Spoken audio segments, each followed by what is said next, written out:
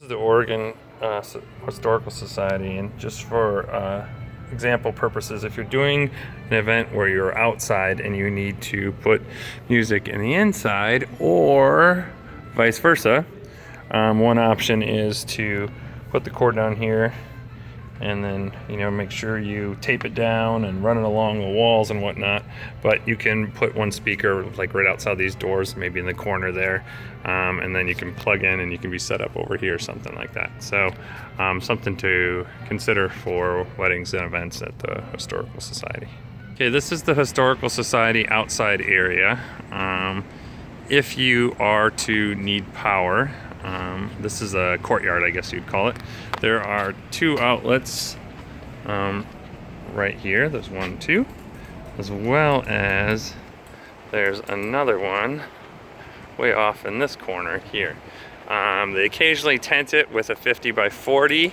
My assumption is if you're going to be out here and be utilizing this space, you're going to want to probably be set up in this area so you can, one, be in some shade, and two, you can also utilize that power and be able to get speakers in through this through these doors. And that's the door. It's, if you look here, the area where I suggest having a cord run through is if we were to crack those doors there, and then we could block them off. And then in the inside, there's power in the floors. There's one right there too, and then there's also power in the back there as well as there. So it depends on where the client wants us for this one, so every event is different. But there also is a sound access to sound right in here, and so if for some reason someone's not around, this door is open, you need to kill the sound, you can go in here, and or you can plug a mic into, it appears they have 1/4-inch inputs, so you can do that. There's no XLR inputs, but that should be fine. And there is wireless mics on hand. They usually include one per client.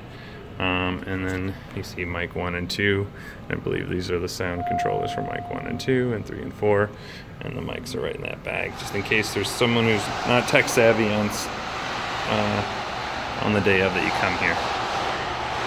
So if you're at the Oregon Historical Society, if you're coming down Park Avenue or Park Street, actually it's Southwest Park Avenue, you'll be coming through this way, and when you pass the actual venue, you make a quick right onto Madison, and this is good for load-in purposes. If you can't find parking out front to be able to load in, then you want to go over to here, and this gate here should be open when we get there. If not, we can make other arrangements, but they say for loading in, they generally want you to park there, and then mind you, it's just for load in.